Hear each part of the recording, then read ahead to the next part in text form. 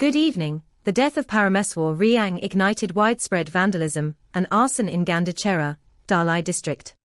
Local shops and homes were destroyed, leading to the imposition of prohibitory orders and a ban on mobile internet.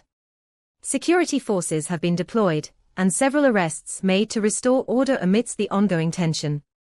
Let's take a look at the report. A wave of panic and tension swept through Gandachera, Dalai district, after the death of a youth, Parameswar Riang, on Friday, triggered large-scale vandalism and arson. Numerous homes and shops were destroyed, and several individuals were assaulted as violence erupted following the return of Parameswar's body from GBP hospital. The youth had sustained injuries in a violent confrontation during Ananda Mela at the 30-card area on 7th July and succumbed to his injuries. Residents accused local police of failing to enhance security despite palpable tension in the area. In response to the unrest, prohibitory orders under Section 144 were imposed for 48 hours, and mobile internet and SMS services were banned across the Dalai district to prevent the spread of misinformation. The administration also deployed a large number of security personnel to maintain peace. Police have arrested 4 youths involved in the attack and have taken them into custody. Despite these measures, the Gandachera subdivision remains tense, with shops and commercial establishments deserted. Security forces have been actively patrolling the area, using tear gas to disperse agitated mobs, while officials assure that the situation is under control. Various political leaders has expressed their opinion on this incident. গন্ডাচড়ার পরিস্থিতি নিয়ে গন্ডাচড়ার ঘটনা কালকে তো রাত 1:30-2টা পর্যন্ত প্রতিনিয়ত কথা বলতে রয়েছে। চিফ মিনিস্টারের সাথে আমি কথা বলেছি। ওখানে কি একটা মেলা হচ্ছে গত বেশ কিছুদিন যাবত। মানুষের অভিযোগ হচ্ছে এই মেলাতে জুয়া খেলা হচ্ছে আর এই নেশা ভাঙ এই জিনিস চলছে, এটা উচ্ছৃঙ্খলতা। এখন তো বিজেপি সরকার এসে সব জায়গায় তাই হচ্ছে। সাধারণ মানুষ কিন্তু যেখানে মেলা টেলা হয় তারা এটাকে পছন্দ করেন না, তারা বোধহয় এটার বিরুদ্ধে। যাই হোক, এই মেলার প্রাঙ্গণে সম্ভবত 2-3টা ছেলে এই নেশাগ্রস্ত অবস্থায় নিজেদের মধ্যে মারধর করছিল। এই যে ছেলেটি, ট্রাইবেল যে ছেলেটি, সে গেছে এটা থামাতে, বন্ধ করতে, তাতে উল্টো তার উপরই আক্রমণ করেছে। সে একটা কলেজে পড়া ছাত্র, তারপরে আহত হয়েছে।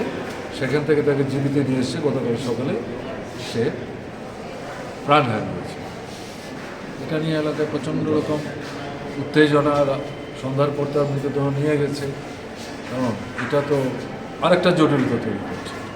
আমরা যখন খবর পেলাম তখন রাত্র 10টা, সোয়া 10টা নাগাদ আমি মুখ্যমন্ত্রীর সাথে কথা বলি, দুবারই কথা হয়।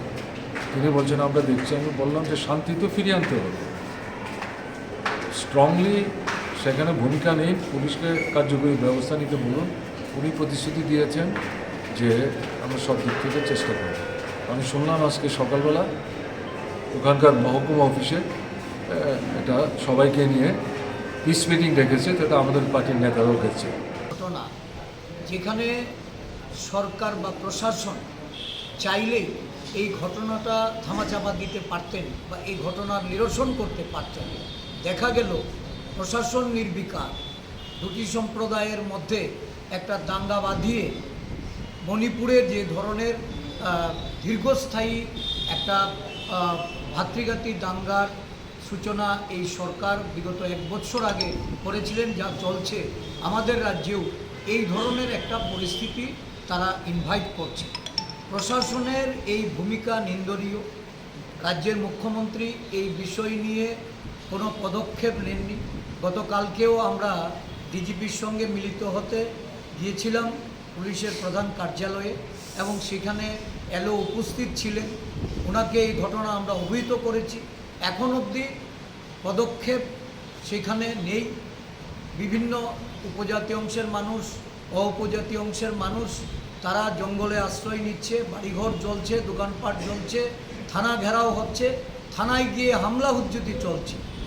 একদিক থেকে যেমন পঞ্চায়েত নির্বাচনকে কেন্দ্র করে শাসক দলের গুন্ডারা সারা রাজ্যকে একটা অরাজক পরিস্থিতির মধ্যে ঠেলে দিচ্ছে, আবার গন্ডাছড়াতেও সাম্প্রদায়িক উস্কানি আজকে এমন জায়গায় গিয়ে পৌঁছচ্ছে যেখানে আগামী দিন এটা একটা অশ্বিনীর সংকেত।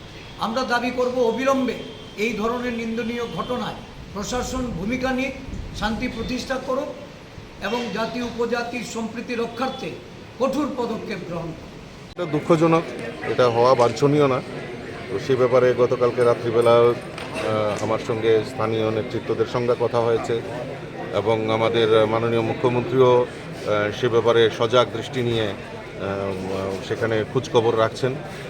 এডিশনাল ফোর্স পাঠানো হয়েছে এবং সেখানে যাতে শান্তি কায়েম হয় তার জন্য প্রচেষ্টা চলছে এবং আমাদের একটা টিম মাননীয় মন্ত্রীদের নেতৃত্বে বা পার্টির কার্যকর্তাদের পার্টির নেতৃত্বদের নিয়ে সেখানে একটা টিম অতি দ্রুততার সঙ্গে পৌঁছাবে এবং সেখানে প্রশাসন স্তরে এসডিএম বা ডিএমকেও নির্দেশ দেওয়া হয়েছে সেখানে যারা ক্ষয়ক্ষতি হয়েছে, ক্ষতিগ্রস্ত হয়েছে তাদেরকেও কিভাবে পুনর্বাসন করা যায়, কিভাবে সাহায্য সহযোগিতা করা যায় সে ব্যাপারে আমরা পদক্ষেপ নিচ্ছি। আমরা আমাদের মাননীয় মুখ্যমন্ত্রী সে ব্যাপারে সজাগ দৃষ্টি নিয়ে পদক্ষেপ নিই। Thanks for watching NEIndia.com news. Stay tuned with us and don't forget to subscribe our channel.